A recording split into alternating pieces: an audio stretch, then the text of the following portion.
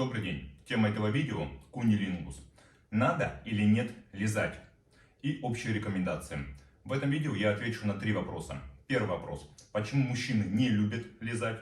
По каким причинам? Второй вопрос. Почему мужчины любят делать куннилингус?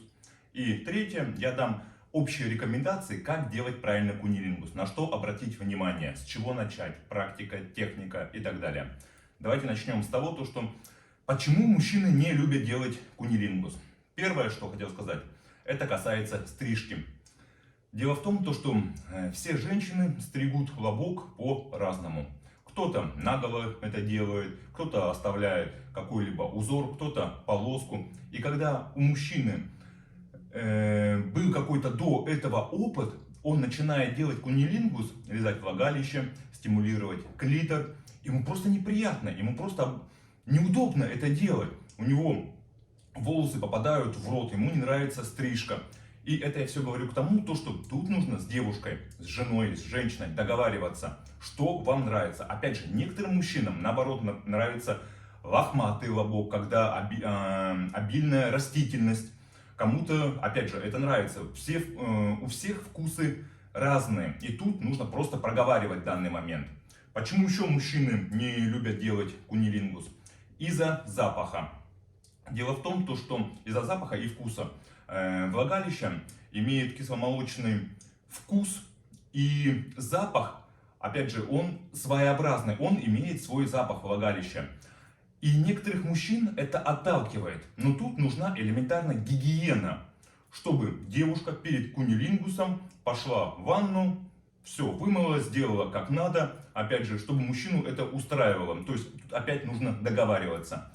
Если у мужчины есть какие-то свои стереотипы, то можно использовать горячий шоколад, можно использовать различные сливки. Это хорошо помогает, это пример, который многие используют, это лайфхак, который многие используют при куннилингусе.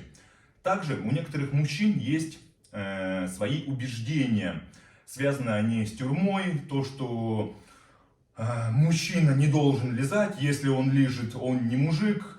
Он не отвечает каким-либо стереотипам, либо требованиям, которые у него есть в голове. В общем, все эти мифы, комплексы, стереотипы, об этом нужно просто говорить, об этом нужно просто разговаривать. Если мужчина по каким-либо причинам не хочет делать вам куннилингус, нужно спросить его, почему ты не хочешь делать куннилингус? Откуда ты взял эту информацию? Может, ему друзья, товарищи, знакомые, сообщество, где-то что-то ему сказали, внушили ему, и поэтому он не делает куннилингус.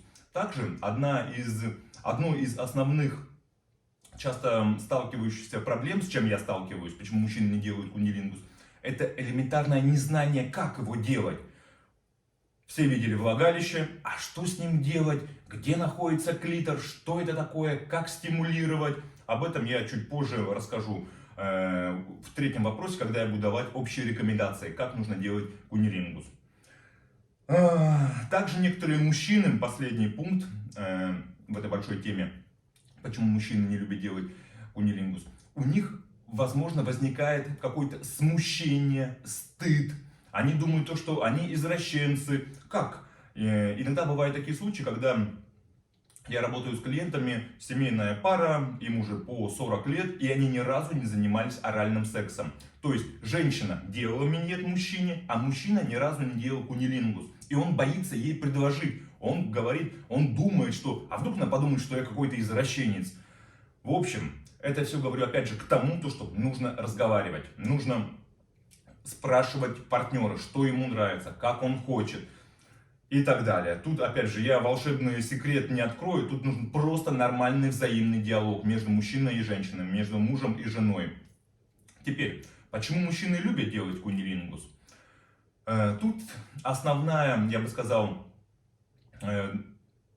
основной вопрос заключается в порнофильмах. 99% мужчин смотрят порно лесбиянское, где две девушки друг другу лижут влагалище, стимулируют клитор. И они смотрят это порно, и у них в голове образуется нейронная связь, чтобы доставить девушке удовольствие, чтобы она стонала, чтобы она испытывала оргазм, чтобы ей было хорошо. Нужно делать куннилингус. И они под любым предлогом хотят делать куннилингус.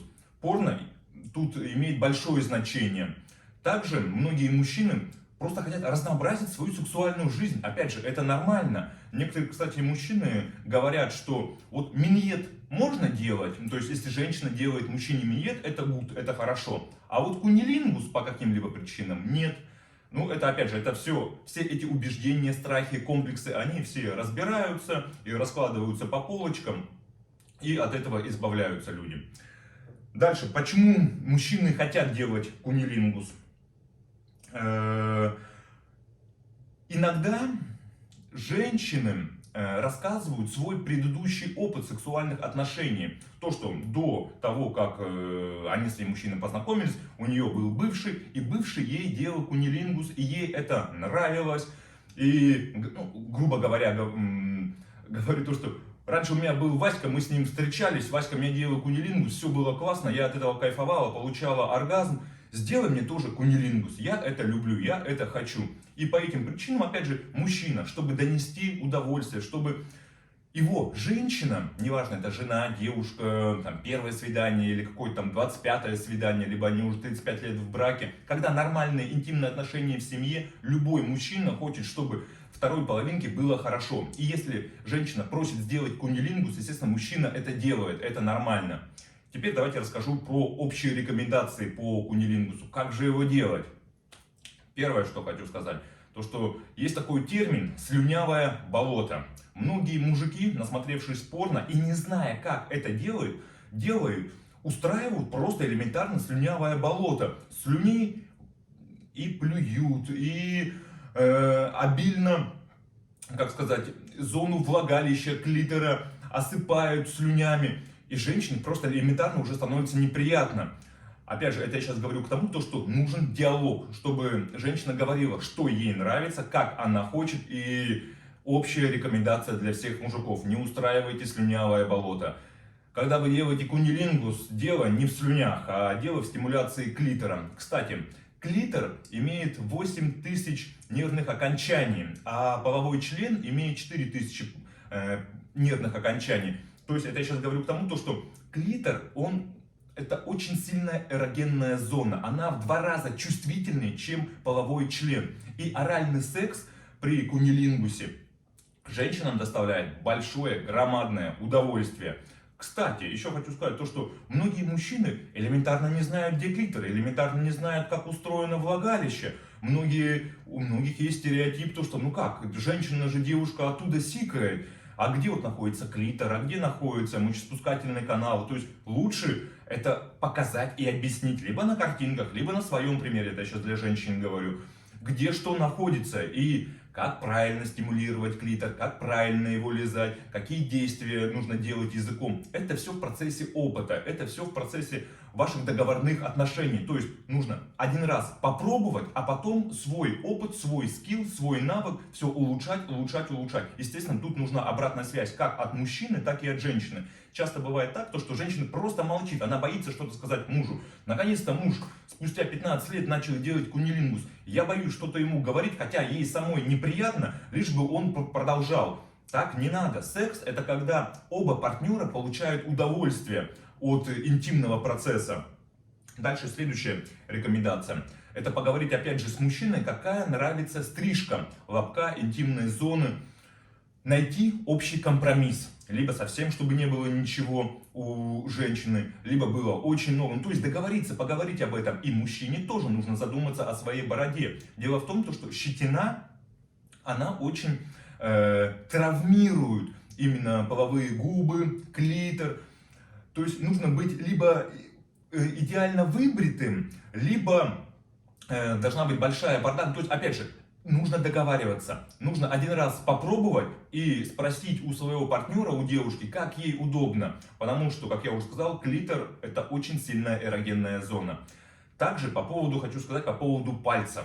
Некоторые мужчины сразу же начинают пальцы пихать во влагалище, либо пальцы пихать в анус. Если женщине окей, вы это проговорите до этого. И договоритесь, куда что можно пихать, куда что нельзя пихать. Кстати, некоторые мужчины также Они как только начинают делать кунилингус, у них все внимание сразу же на влагалище, они на него смотрят, не знают, что делать. Ну, то есть тут должна быть обратная реакция также от женщины. Зачастую женщины закрывают глаза, получают удовольствие, опять же это нормально, все дело в кунилингусе, все дело в возбуждении и в эрогенных зонах.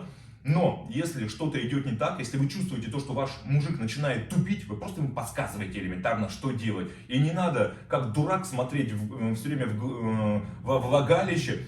И там, не знаю, может мужик тебе что-нибудь представляет, воображает, может оттуда что-то выйдет, либо появится. Ну, опять же, по опыту, по работе с клиентами, у каждого свои тараканы в голове. И это нужно все обсуждать до кунилингуса. Дальше. Если, опять же, мужчина тупит, просто, это совет девушкам, покажите, как правильно делать. Покажите, где клитор находится, как правильно его ласкать, чтобы снять все ограничения, чтобы мужик элементарно не тупил в этом процессе. Тут, кстати, опыт очень сильно поможет. И, наверное, в заключении этого видео самый основной месседж и цель этого видео — это чтобы у вас был взаимный диалог, чтобы не было такого, кто-то хочет, кто-то не хочет.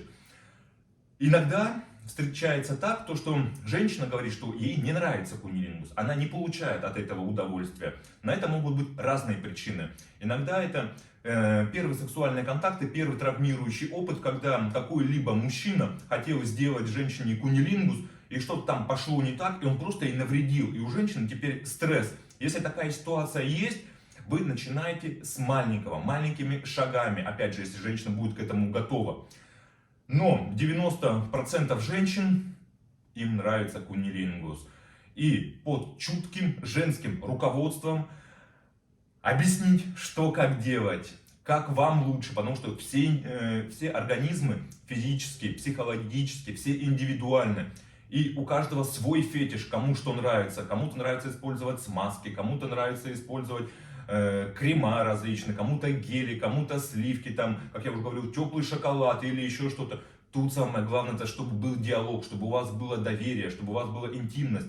В процессе кунилингуса доверие между парами гораздо больше, потому что это такое сокровенное, это такое тайное для мужчины и для женщины. И когда секс у мужчины и женщины не просто вагинальный, а именно оральный через кунилингус, то ваши отношения, такой уже лайфхак, я говорю, на будущее, гораздо будет ближе, гораздо будет лучше. То есть моя рекомендация: делайте кунилингус. Договаривайтесь с девушкой, говорите, поднимайте эту тему, говорите не свысока, не с насмешками, а говорите честно, открыто, что вы хотите, что думает девушка. Находите взаимный диалог, взаимно, так, чтобы обоим партнерам это нравилось, и делайте кунилингус. Вот и все. Если у вас есть какие-либо вопросы, то задавайте. С вами был Сергей Витищенко, сексолог, психолог. Пишите комментарии, буду на них отвечать. Всего доброго, до свидания.